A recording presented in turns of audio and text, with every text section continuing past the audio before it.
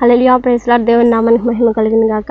ఈరోజు మనము ఫిలిప్పీయులకు రాసిన పత్రిక 4వ అధ్యాయము 19వ వచనం చూద్దాము. కాగా దేవుడు తన ఐశ్వర్యం చొప్పున క్రీస్తు యేసునందు మహిమలో మీ యొక్క ప్రతి అవసరమును తీర్చును అనేసి ఈ యొక్క వాక్యంలో రాయబడి ఉన్నది. ఈ యొక్క వాక్యంలో మనం చూసినట్లయితే మన యొక్క ఐశ్వర్య సంపన్నుడు అనేసి రాయబడి ఉంటున్నది. ఆ యొక్క ఐశ్వర్య సంపన్నుడు అంటే ఆయన దగ్గర బుద్ధి జ్ఞాన సర్వ సంపదలు ఆయన యందు గుప్తంలై ఉంటున్నది అనేసి కొలసీలు రాసిన పత్రికలో ఉంటుంది. మనము ప్రతి ఒక్క రోజు లేచిన వెంటనే ప్రభువా నాకు ఈ యొక్క రోజు కావాల్సిన అవసరతలన్నిటినీ మీరు తీర్చండి ప్రభువా, నా దగ్గర ఏం లేదు ప్రభువా, నా దగ్గర నేను ఎంటీగా ఉన్నాను ప్రభువా, నాకేం లేదు ప్రభువా అనేసి ఒక్కొక్క రోజు ఉదయాన్నే లేచి మనం ప్రార్థించినట్లయితే మనము దేవుడు తప్పకుండా మనకు సహాయం చేసే దేవుడు అంటున్నాడు. తర్వాత మనం చూసినట్లయితే ఆయన దగ్గర ఏ యొక్క అవసరం గురించి మనం అడిగినా కానీ ప్రతి ఒక్కటిని దేవుడు మనకి తప్పకుండా అనుగ్రహించే దేవుడు అంటున్నాడు. ఎందుకంటే ఆయన వాక్యంలో రాయబడి ఉంటున్నది, నా నామంలో ఏది అడిగినాను నేను మీకు అనుగ్రహించదను అనేసి దేవుడు అంటున్నాడు. కాబట్టి ఆయన నామంలో మనం ఏదైతే అడుగుతామో ప్రతి ఒక్కటిని మనకు అనుగ్రహించే దేవుడు అంటున్నాడు. హల్లెలూయా. తర్వాత మనం చూసినట్లయితే ఆయన ఇప్పుడు మనకు ఒక అవసరం ఉంది. ఆ యొక్క అవసరాన్ని మనుషుల దగ్గర అడిగితే ఒకవేళ వాళ్ళ దగ్గర డబ్బులు ఉంటే మనకి తీసిస్తారు, లేకపోతే వాళ్ళు నా దగ్గర డబ్బులు లేదు అనేసి అంటారు అనవచ్చు.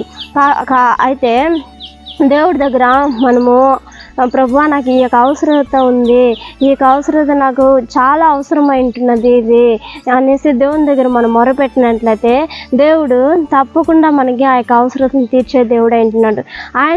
ఆయన అనుగ్రహించిన దాన్ని, ఆయన దగ్గర నుండి పొందుకున్న దాన్ని మనం అనేకులకు షేర్ చేయాలంటే అనేకులకు ప్రభు నాకు ఈ మేలుని చేశాడు, ప్రభు నాకు ఆ మేలుని చేశాడు అనేసి దేవుని గురించి మనము దేవుడు అంటే ఏమో అనేసి ఎవరైతే ఉంటారో అన్ని జనులు ఉంటారో వాళ్ళకి మనం ఈ దేవుడు చేసిన మేలను మనం తెలియజేసినట్లయితే దేవుడు తప్పకుండా వారి యొక్క జీవితంలోనూ ఆ యొక్క దేవుని పట్ల విశ్వాసాన్ని కలిగించడానికి ఒక సాధకంగా ఉండవచ్చు. కాబట్టి మనము ఏం చేద్దామంటే మనము ఆయన దగ్గర పొందుకున్న వాటిని ఇతరులు తెలియజేద్దాం.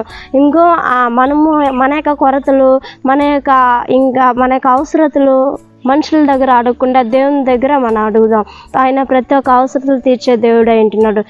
కీర్తనలు రాసిన పత్రిక 20వ అధ్యాయంలో 4వ వచనం సెలవుస్తుంది, నీ కోరికను సిద్ధింపజేసి నీ యొక్క ఆలోచన యావత్తును నేను సఫలం చేసేదను అనేసి ఆ యొక్క వాక్యంలో ఉంటుంది. కాబట్టి మన యొక్క కోరిక ఏమై ఉంటున్నదో ఆ కోరికను అంతటిని కూడా దేవుడు సఫలం చేసే దేవుడు అంటున్నాడు. మన యొక్క ఆలోచన యావత్తును ఆయన సఫలం చేసే దేవుడు అంటున్నాడు.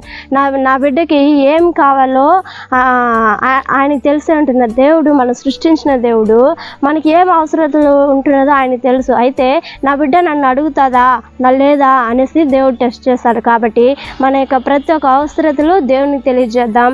దేవుని దగ్గర నుండి ఆశీర్వాదం మేళ్లను మనం పొందుకున్నాం.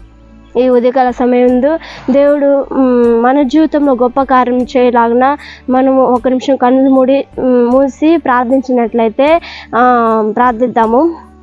హల్లెలూయా. స్తోత్రం యేసయ్యా.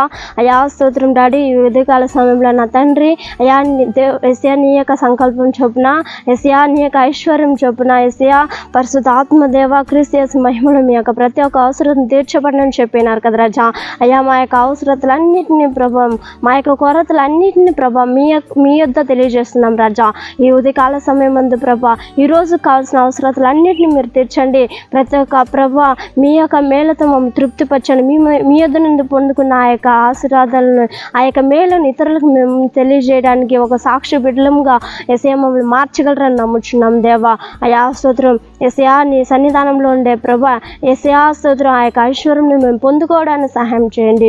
గొప్ప కార్యం జరిగించమని ప్రార్థిస్తున్నాం. ఈ వీడియో చూస్తున్న ప్రతి ఒక్కరి జీవితాల్లో యేసయ్యా గొప్ప కార్యంను మీరు జరిగించమని ప్రార్థిస్తున్నాం డాడీ. ప్రతి ఒక్క అవసరతను మీరు తీర్చమని ప్రార్థిస్తున్నాం దేవా. నీవే గొప్ప కార్యం జరిగించబోతున్న స్తుతి స్తోత్రం చెల్లించుకుంటూ నజరేయుని యేసు నామమున పొందుకొని ఉంటున్నాం తండ్రి.